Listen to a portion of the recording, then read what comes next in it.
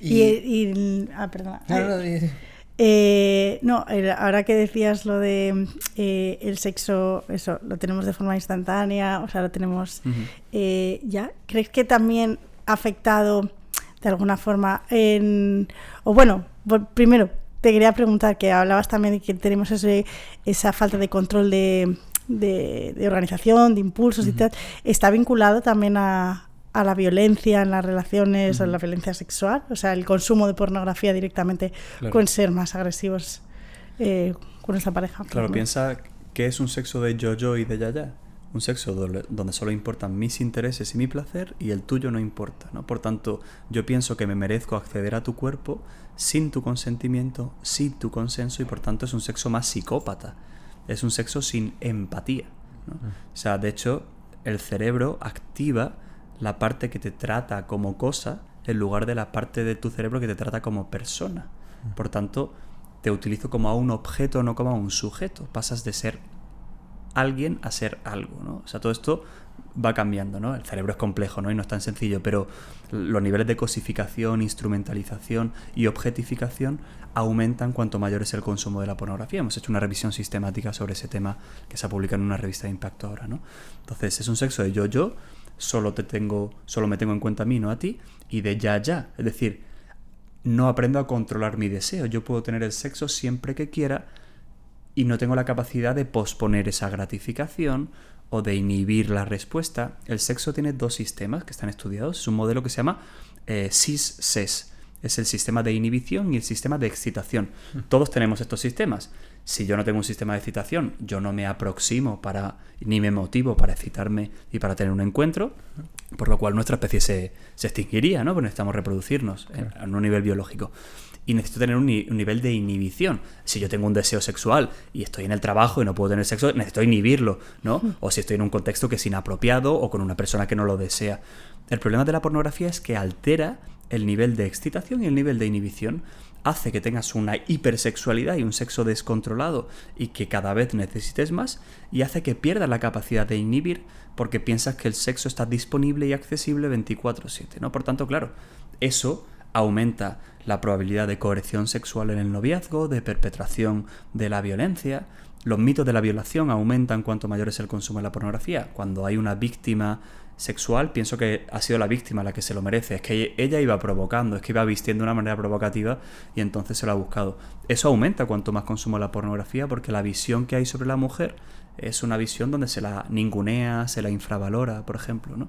Entonces, es verdad que esto es un tema multicausal. No solo la pornografía explica la violencia, no solo la pornografía aumenta los niveles de violencia, pero cuando hay pues también consumo de alcohol, por ejemplo, impulsividad en la persona, un TDAH, una persona que ya es machista per se, o que ha tenido violencia en su casa, ¿no? Si mi padre era violento y agredía a mi madre, por ejemplo, todo eso va a ir añadiendo pues ingredientes. Esto es como la lotería. Cuantos más billetes compres, más probabilidad tienes de que te toque. Pues si yo pues ya soy violento y veo porno, pues más probabilidad. Si yo soy impulsivo y veo porno, más probabilidad, ¿no? De hecho, el chico que ve pornografía tiene 2 veces más de probabilidad de ser agresor sexual que el que no ve pornografía, ¿no?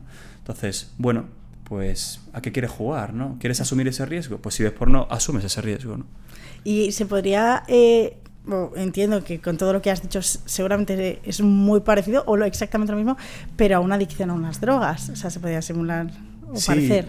Es uno de los grandes debates que tenemos sobre la mesa. Es verdad que la OMS solo ha reconocido por ahora el trastorno por comportamiento sexual compulsivo.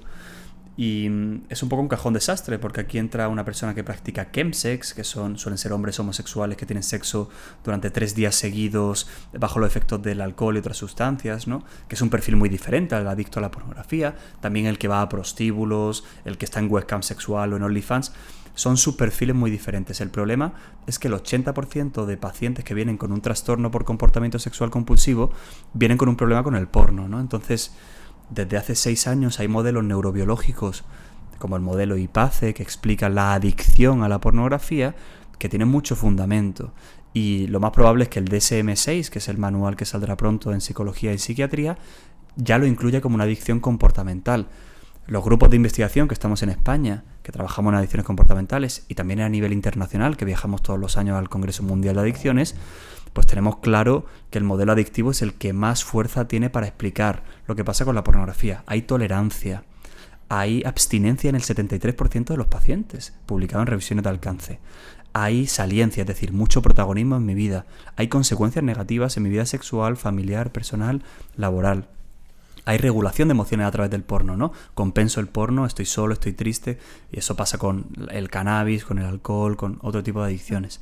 Entonces, hay un marco y una serie de criterios que son muy similares a las adicciones a sustancias y comportamentales, y además tenemos unos efectos en el cerebro demostrados que también son muy similares.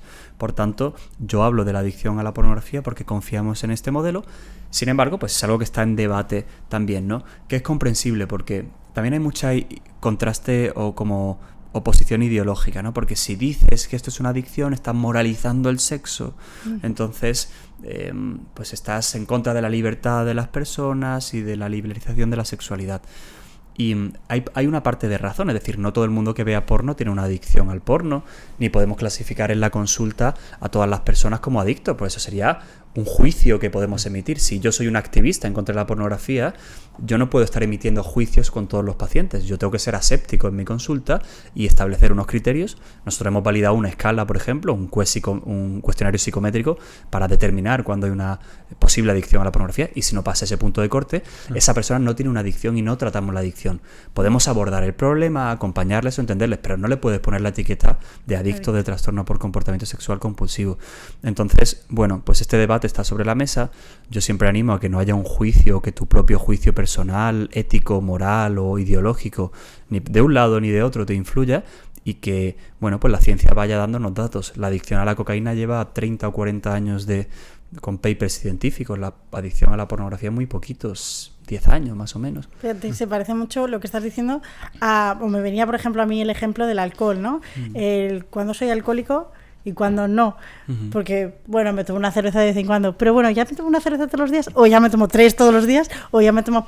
Claro, hablar de alcoholismo en una sociedad en la que todo lo que es socialización es tomarte una cervecita, ¿no? O tomarte un vinito, claro, es complicado, porque se plantea también un juicio social y moral, ¿no? Eso es súper interesante. Al final, las enfermedades mentales dependen del contexto también, dependen de lo cultural, y no solo dependen de la biología o de una personalidad o de la infancia. Yo suelo decir que las personas somos como un cubo de Rubik. No sé si lo habéis hecho el cubo de Rubik alguna vez, ¿no? Sí. Tiene diferentes colores y lo que te sale a veces es ir solo a por un color. Vas a por el rojo y cuando haces el rojo dices, ostras, ¿ahora cómo sigo, no? Y eso es porque tú solo has tenido en cuenta un color de ese cubo de Rubik. Si yo solo tengo en cuenta la biología o solo tengo en cuenta el contexto, no estoy entendiendo bien al ser humano. Necesito entender todos los colores de ese cubo de Rubik para poder hacer un buen diagnóstico de la persona o de una situación o de un problema o de la salud mental de nuestra sociedad, ¿no? Entonces, si la sociedad legitima el consumo de la pornografía, va a haber toda una corriente a favor que a lo mejor está probando algo que no es deseable. Si solo hay juicios negativos sobre el sexo, pues también se va a reprimir la sexualidad. Factores biológicos, emocionales, ambientales. Y con la pornografía yo creo que hasta ahora ha habido mucha aprobación de ese consumo, y con las adicciones tenemos ahí un límite entre el abuso, uso, adicción, ¿no? Que es una delgada línea, ¿no? También hay personas que se controlan más y personas que se controlan menos, ¿no? Yo dejé de fumar hace 2 años, yo no tengo ningún tipo de autocontrol. Mi familia son completamente adictos al tabaco. O sea, yo pruebo burritos de una cadena de aquí de Madrid y me lo estoy comiendo todas las semanas. O sea, soy carne de cañón para las adicciones, completamente. Y hay gente que se fuma 3 cigarros al año, pero esos son muy pocos. Y también es muchas veces lo que te intentan legitimar, ¿no? O el uso recreativo de las drogas. No, es que yo lo hago de forma muy esporádica. Pero es que eso no lo hace la gran mayoría de las personas, ¿no? Que podríamos entrar en un debate de si es bueno o no, pero más allá de eso, generalmente las adicciones hacen mucho daño, ¿no?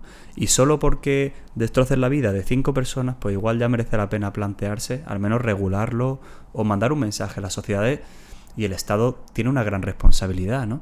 Si yo pongo fumar puede matar, estoy mandando un mensaje muy claro. Luego puede haber ambivalencia porque lo estoy vendiendo y ganando impuestos, pero si yo digo que la pornografía se asocia más a un tóxico que a una fuente de placer y de entretenimiento, estoy empezando a configurar una mente, ¿no? Yo tengo los anuncios de la DGT, ¿no? En tu cabeza los tienes, ¿no? Estaba pensando lo mismo. O sea, son como referentes impactantes. La droga, ¿no? El Requiem por un sueño, lo veía. Uy, ¡qué peliculón! que lo veía antes ahí en las películas que tiene. O sea, tenemos como de la droga tenemos como una serie de mensajes de, oye, esto es negativo, esto nos puede hacer daño, y probablemente ha frenado a personas a tener una adicción, una relación insana con ellas, ¿no? De la pornografía hasta ahora ha sido barra libre, ¿no? Barra libre de porno, barra libre de wifi. Y eso pues yo creo que ha hecho daño, y creo que es un momento bueno y está cambiando, ¿no? Para construir una narrativa diferente sobre el porno. Y luego tú, si quieres, hazlo. Yo he fumado tabaco 10 años de mi vida y he ejercido mi libre albedrío como ser humano. Me he sentido fenomenal ejerciendo mi libre albedrío. Ahora tengo asma y toda la mañana me tomo un respirador de corticoides. Ahora pienso, vaya gilipollas habiendo ejercido mi libre albedrío. Pero bueno, ejercí mi libertad y tomé una decisión. Pero creo que es importante que al menos yo sepa que no lo estoy haciendo bien, claro, y que asumo unas consecuencias. Pero el ser humano también somos un poquito tontos, ¿no? Vemos muy bien el placer instantáneo y la gratificación instantánea y nos cuesta ver pues a largo plazo lo que nos hace bien, ¿no? Y debemos educar un poquito más en el largo plazo, en la paciencia, en tolerar la frustración, en esperar, ¿no? El mindfulness trabaja mucho eso, ¿no? El estar en el momento presente, ¿no? Pero aprender a tolerar los impulsos, a no dejarme llevar, ¿no? Decía Viktor Frankl que entre el estímulo y la respuesta hay un espacio, y en ese espacio es donde está nuestra libertad, ¿no? Si no somos libres para pararnos a pensar, a reflexionar y a encontrar ese espacio, pues somos esclavos de los impulsos, del algoritmo, del scroll infinito, de las redes sociales o de los carteles de la publicidad que salen por la calle, ¿no? Qué buena reflexión. Bueno, has dejado muchas buenas reflexiones, la verdad. Me ha gustado bastante. Lo de los inhibidores que has comentado antes me ha parecido increíble y no lo había visto nunca desde ese punto de vista. Al final tenemos dos balances y el del inhibidor pues se va subiendo el nivel y tiene mucho sentido con cosas que puedes ver de actos en la calle de ciertas personas concretas. Pero claro, luego el tema del debate de que si la pornografía es una droga o no, yo lo tengo muy claro. Al final, creo que Sara lo ha nombrado con el tema de la asociación con el alcohol, la comparación, pero es que es súper parecido.